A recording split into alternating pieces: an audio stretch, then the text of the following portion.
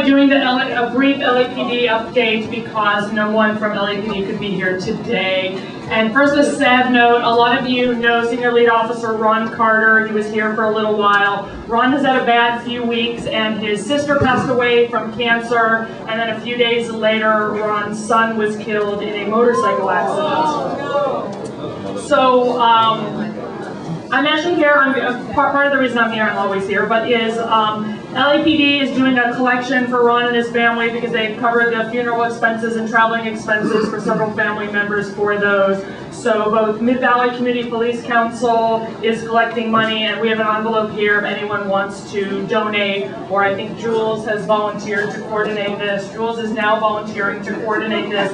If anyone wants, I have a folder up here, and there's checks that could be made out to Mid-Valley Community Police Council for Ron Carter for some of the funeral expenses that he has had over the last 2 weeks. So I'm handing this to Jules, and thank you for that.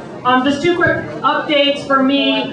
One of the things that I know you've asked is we sent out those letters in early March to every property owner along Ventura Boulevard, from Coldwater to Sepulveda, both sides of the streets, about illegal tree trimming, explaining you need a permit. So I've asked the urban forestry guys if it made a difference, and they said in March, after the letter went out, they had 6 people pull permits on Ventura Boulevard compared to 0 last year.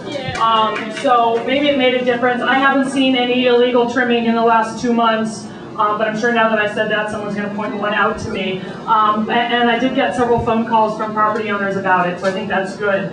The last piece I just want to remind you of, we are seeing a huge uptick in Sherman Oaks on problems with these vacant houses, the ones that are usually in foreclosure, but we are getting scam artists running various scams and renting, posing as real estate agents and renting houses out to people when they are not the owner and they are not the realtor supposedly renting the houses.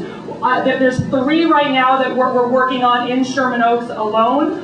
One of them, we think the owner is in on it. And on the other 2, we think that we honestly have owners that have a vacant house. We think what happened is they hired a real estate company or management company to rent the house out for him, and then that realtor teamed up with someone crooked, and the crooked person went over there, signed a contract with these people, rented it out. Meanwhile, the real estate company is telling the owner, nope, still not rented out. We're really trying to market it, and they're pocketing the difference. In all of these cases, we have absentee owners. So if any of you own property that you're renting out or have friends or family that do this, please just keep an eye on it, or talk to one of your neighbors and really ask them to call you if they see any activity at your property. Because this is the kind of thing, if the owner was a little more present, then maybe he or she could have caught it. And now we're actively working, trying to figure out who all is involved and if there's anyone that can be prosecuted for these scams, and trying to get these squatters out of these houses